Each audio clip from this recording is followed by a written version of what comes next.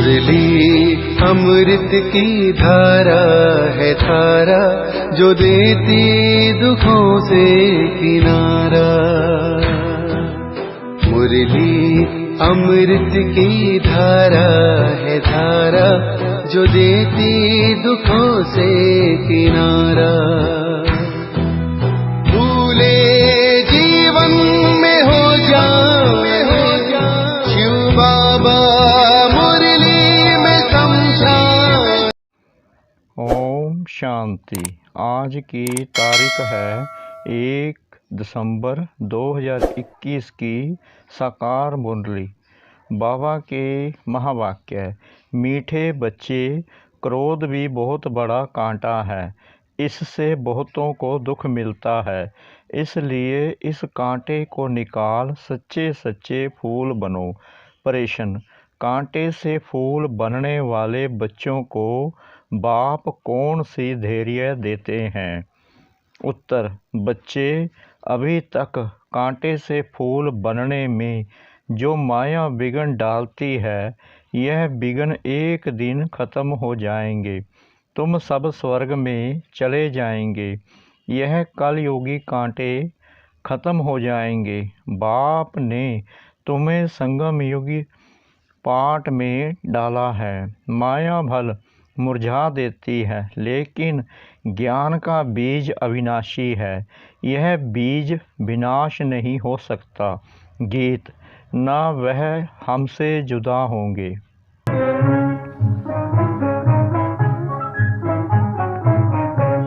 न वो हमसे जुदा होंगे, न वो हमसे जुदा होंगे, न उल्फत दिल से हर दिल से निकलेगी, न ओम शांति।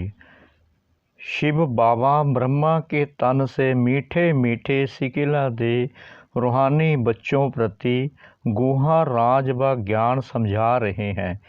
एक तो बच्चों ने गीत सुना कि बाबा हम आपके ऊपर बलि चढ़ेंगे, भल कितने भी सितम सहन करने पड़े। सितम क्यों होते हैं? क्योंकि मनुष्य को विकार नहीं मिलता।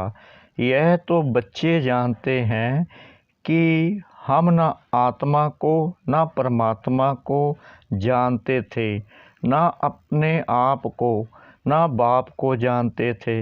इसलिए जैसे जानवर बुद्धि थे, लौकिक संबंध में तो अपने को जानते हैं, बाप को भी जानते हैं। इस समय के मनुष्य अपने को और पारलौकिक बाप को बिल्कुल ही नहीं जानते हैं। कह देते हैं परमात्मा का तो कोई नाम रूप देश काल है ही नहीं, तो फिर आत्मा का भी नहीं होना चाहिए। आत्मा को भी वे लोग जानते ही नहीं। कह देते आत्मा सो परमात्मा। अब तुमने जाना है, वह तो सिर्फ नाम मात्र कह देते हैं। आत्मा और जीव है। आत्मा अविनाशी है, जीव विनाशी है। अच्छा, आत्मा क्या चीज़ है? उनका रूप रंग क्या है? नाम तो जानते हैं कि आत्मा है, परंतु वह कैसी है, क्या करती है, कैसे कैसे पाठ बजाती है, कितना समय पाठ बजाती है, इस आत्मा की नॉलेज का कोई वर्णन कर ना सके। अभी तुम जानते हो आत्मा छोटा स्टार है। आत्मा में ही सारा 84 जन्मों का पाठ अविनाशी नूंदा हुआ है। शंकराचार्य की आत्मा भी अपना पाठ बजा रही है।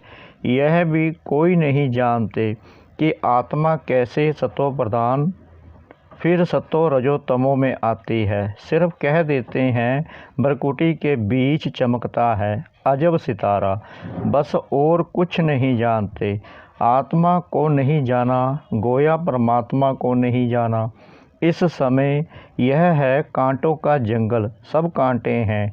न रचयिता परमपिता परमात्मा को जानते हैं, न रचना के आदि मध्य अंत को जानते हैं। तुम बच्चे आत्मा और परमात्मा को जानते हो। सो भी नंबरवार पुरुषार्थ अनुसार। बहुत बच्चे हैं जो यथार्थ रीति नहीं जानते। देह अभिमान में रहने के कारण पूरी धारणा नहीं होती है। नंबरवार तो है ना। पूछते हैं बाबा ऐसे क्यों हैं? बाबा कहते हैं बच्चे, यह राजधानी स्थापन हो रही है, इसमें सब प्रकार के जरूर चाहिए। पत्थर बुद्धि हो तब तो कम से कम पद पाएं। अगर खुद जानते हो तो औरों को भी समझाएं। तुम कहेंगे आगे चलकर समझाने लग पड़ेंगे, परंतु ऐसे भी कोई चाहिए तब तो कम पद मिलेगा ना। कहाँ राजा कहाँ प्रजा, कितना फर्क है। यहाँ तो राजा प्रजा सबको दुख है। सतयुग में ना राजा को दुख ना प्रजा को, परंतु मर्तबे में फ़र्क है। पूरी धारणा ना होने के कारण किसको समझा नहीं सकते हैं। फिर कोई ना कोई कांटा लगता रहेगा, कभी लोभ का कभी मोह का। भूतों की प्रवेशता होती रहेगी, यह भी होना है जरूर।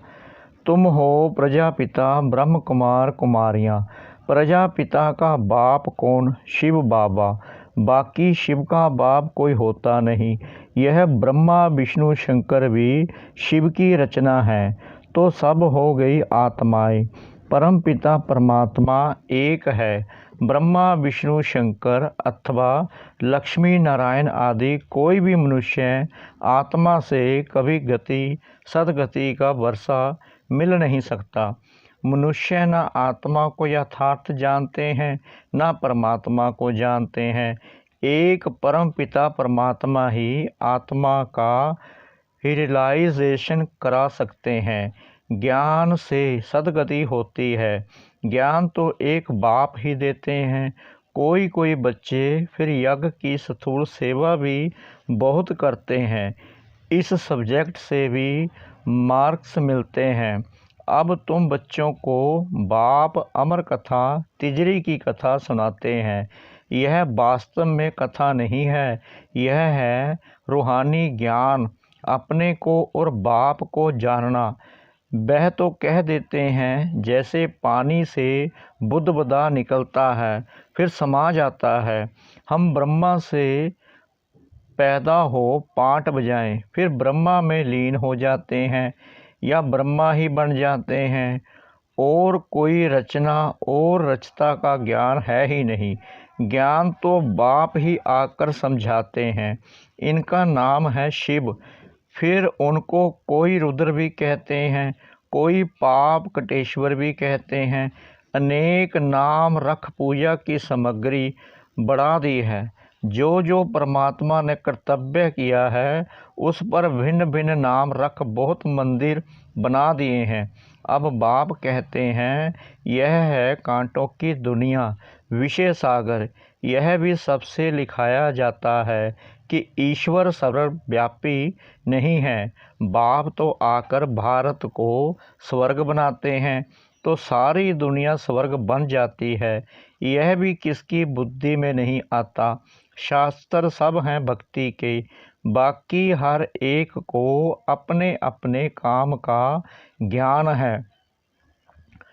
बाड़े यानी कारपेंटर को बाड़े का ज्ञान है, डॉक्टर को डॉक्टरी का ज्ञान है। यह है रूहानी ज्ञान जो तो एक परमात्मा ही आकर देते हैं। मनुष्य को यह पता ही नहीं कि परमात्मा किसको कहा जाता है। गीता में श्री कृष्ण का नाम डाल दिया है। मुख्य बात है ही यह। माई बाप को खंडन कर दिया है तो बाकी सब शास्त्र झूठे हो गए। झूठे पत्थरों की भी खानियाँ होती हैं, यह भी जैसे झूठे पत्थर हैं। पारस बुद्धि वाले रहते हैं पारसपुरी सतयुग में। यह तो है नरक। बुलाते हैं हे पतित पावन आओ, तो जरूर पतित हैं। नरक और स्वर्ग दोनों भारत में ही हैं। कोई मरते हैं तो कहते हैं स्वर्ग गया। यह बुद्धि में नहीं आता कि स्वर्ग तो सतयुग को कहा जाता है। परमात्मा स्वर्ग की स्थापना करते हैं ना कि नरक की। रावण राज्य कब से शुरू होता है यह भी किसको पता नहीं है। भल शास्त्र बहुत पढ़ते हैं, ब्रह्मचार्य में भी रहते हैं, परंतु पैदा तो विकार से होते हैं ना। साधु सन्यासी भी साधना करते हैं, बाप से मुक्ति मांगते हैं, क्योंकि छी दुनिया में रहने नहीं चाहते हैं। अब बाप कहते हैं पहले आत्मा को जानो कि कैसे जन्म मरण में आती है, कैसे सच्चे सोने में खाद पड़ती है, कैसे 84 जन्मों का पाठ बजाती है। सबसे जास्ती पाठ तुम्हारा है। जो देवी देवता थे वहीं पूरे 84 जन्म लेते हैं। लक्ष्मी नारायण ने राज्य किया, फिर कहाँ गए? उनकी आत्मा ने जरूर जन्म तो लिया होगा ना। अब वह कहाँ हैं? कोई जानता नहीं। क्रिश्चियन लोग जानते हैं कि क्राइस्ट इस समय बैगरी पाठ में होगा। तुम तो अच्छी रीति जानते हो, लक्ष्मी नारायण जो स्वर्ग के मालिक थे उन्हों को ही पुनर्जन्म ले 84 जन्म पूरे करने हैं। सभी आत्माएं 84 जन्म नहीं लेगी। यह भी ज्ञान बुद्धि में धारण करने का है। योग में रहने के सिवाय कांटों से फूल बन नहीं सकते। योग से ही विक्रम विनाश होंगे और सतो प्रधान फूल बनेंगे। जब तक यहाँ हैं तब तक कुछ न कुछ कांटे पने का अंश रहता है। फूल बन गए फिर तुम यहाँ रह नहीं सकेंगे। फूलों का बगीचा सतयुग को कहा जाता है। अभी तुम कांटों के जंगल अथवा रावण के राज्य में हो। सब कांटे ही कांटे हैं। जो बहुत कांटों को फूल बनाते हैं उन्हें ही सच्चा खुशबूदार फूल कहेंगे। एक फूल होता है किंग ऑफ फ्लावर, सफ़ेद होता है, टेबल पर रखा जाता है, फिर खिलता रहता है, खुशबू बढ़ती रहती है। ऐसा फूल कोई होता नहीं। अब किंग फूल है तो क्वीन भी चाहिए, यानी रात की रानी। गुलाब मोतिया आदि अच्छे अच्छे फूल हैं। फ्लावर शो दिखाते हैं, वहाँ सब अच्छे अच्छे फूल ले आते हैं। जो अच्छे अच्छे फूल लाते हैं उनको इनाम भी मिलता है। तुम भी फूलों का बगीचा बनाते हो ना। शिव पर फूल चढ़ाते हैं, उसमें रतन जोत अक के फूल भी चढ़ाते हैं। बाबा ने समझाया है, मैं यहाँ तुम बच्चों को फूल बनाने का पाठ बजाता हूँ। मैं जानता हूँ कौन गुलाब के फूल हैं, कौन मोतियाँ हैं, कौन रतन जोत हैं, कौन अक हैं। सबसे छीछी होता है अक। उनकी चलन ही कांटों मिसल होती है। कोई कोई बहुत तीखे कांटे हैं। क्रोध भी एक कांटा है, बहुतों को दुख देते हैं। अभी तुम कांटों की दुनिया से किनारे में हो, संगम पर हो, कांटों से फूल बन रहे हो। जैसे माली कांटों को निकाल फूलों को अलग पाट में रखते हैं, तुमको भी बाबा ने अलग कर दिया है। तुम संगम पर हो, तुम्हारी मरम्मत होती रहती है, फिर भी माया कांटा बना देती है। फिर भी एक बार हमारा बन गया ना, तो वह माया के विघ्न भी एक दिन ख़त्म हो जाएंगे। फिर यह जो पाट में लगे हुए फूल हैं वह सब स्वर्ग में चले जाएंगे। कलयुगी कांटे सब भस्म हो जाएंगे। तुम कितने थोड़े फूल हो, तुम्हें संगम योगी पाट में डाला है, बीज बोया हुआ है। माया का तूफान लगता है तो मुरझा देता है। फिर भी अविनाशी ज्ञान का बीज एक बार डाला है तो वह विनाश नहीं होता है। बाप बैठ बच्चों को समझाते हैं, तुम बच्चों को बहुत बहुत निडर बनना है। बाबा कहते हैं कि यह लिख दो कि हर 5000 वर्ष के बाद यह मेला प्रदर्शनी हम इस संगम पर दिखाने आए हैं। यह तो लिखना है कि यह लड़ाई 5000 वर्ष के बाद लगती है। पुरानी दुनिया को नया बनाने या नरकवासियों को स्वर्गवासी बनाने बाबा डायरेक्शन तो बहुत देते हैं, युक्तियाँ तो बहुत सहज बताते हैं। बाप को याद करो और स्वर्ग की बादशाही लो। मनुष्य तो पानी में टुबका मारते रहते हैं, सो भी सागर है ना, वहाँ जाकर स्नान करो, परंतु वह खारा है, इसलिए मीठी नदियों में स्नान करते हैं। अभी तुम हो ज्ञान सागर के बच्चे। ज्ञान सागर पतित पावन बाप है, तुम उनके बच्चे हो। जो जितना जास्ती सर्विस करेंगे तो समझा जाएगा यह अच्छा फूल है। प्रदर्शनी में भी घड़ी घड़ी अच्छे फूलों को बुलाते हैं, समझते हैं फलाने हमसे होशियार हैं, परंतु होशियार का फिर रिगार्ड भी रखना चाहिए। बाबा हमेशा समझाते हैं कभी क्रोध नहीं करो, प्यार से समझाओ। क्रोध कोई करता है तो बाबा समझते हैं कि इनमें कड़ा भूत है। माँ बाप पर भी क्रोध करने में देरी नहीं करते हैं और ही दुर्गति को पा लेंगे। गरीब नवाज कब गरीबों पर क्रोध करेंगे क्या? गरीब नवाज बाबा आया ही है गरीबों को शाहूकार बनाने। यहाँ तो पद्मपति है, दूसरे जन्म में नौकर चाकर बनेंगे। गरीब तो अच्छी रीति पढ़ेंगे, बह जाकर राजा रानी बनेंगे। ऐसे भी सेंटर्स पर आते हैं जो ईश्वरीय सेवा में कुछ नहीं देते हैं, उनको पता ही नहीं कि थोड़ा भी बीज बोने से हमारा भविष्य कितना ऊंचा बनेगा। सुदामे का मिसाल है ना, ईश्वर अर्थ दान करते हैं, समझते हैं दूसरे जन्म में फल मिलेगा। बाबा लिख देते हैं बच्चे तुमको एक ईंट के बदले महल मिल जाएंगे, यहाँ कौड़ियाँ देते हो वहाँ हीरे बन जाते हैं। इसलिए चावल मुट्ठी का गायन है, गुरु नानक के टिकाने में जाते हैं, कुछ न कुछ रखते ज़रूर हैं, परंतु यहाँ तो बाप दाता है ना। अच्छा, मीठे मीठे सिकिला दे बच्चों प्रति माता पिता बाप दादा का याद प्यार और गुड मॉर्निंग। रूहानी बाप की रूहानी बच्चों को नमस्ते। हम रूहानी बच्चों की रूहानी बाप दादा को श्रद्धा भरी प्रेम भरी नमस्ते। शुक्रिया बाबा, शुक्रिया बाबा, शुक्रिया बाबा इस मीठी मुरली के लिए। धारणा के लिए मुख्य सार। नंबर 1, बहुत बहुत निडर वन कांटों को फूल बनाने की सेवा करनी है, सब में अविनाशी बीज बोते रहना है। नंबर 2, क्रोध का बहुत बड़ा कांटा है, उसे छोड़ बहुत बहुत प्यारा बनना है, प्यार से सर्विस करनी है, सर्विस बुल का रिगार्ड रखना है।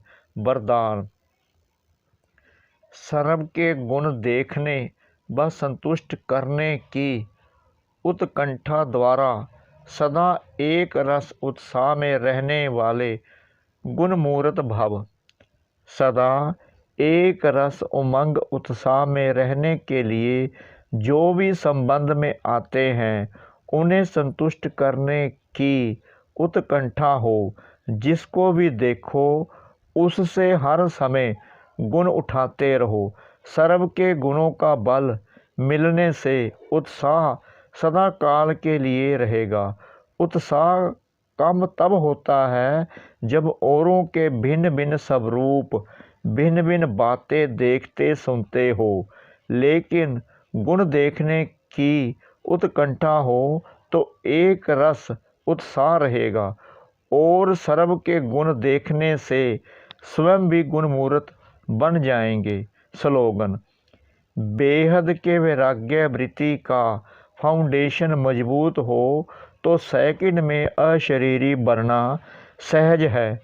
बेहद के वैराग्य वृत्ति का फाउंडेशन मजबूत हो तो सेकंड में अशरीरी बनना सहज है। ओम शांति।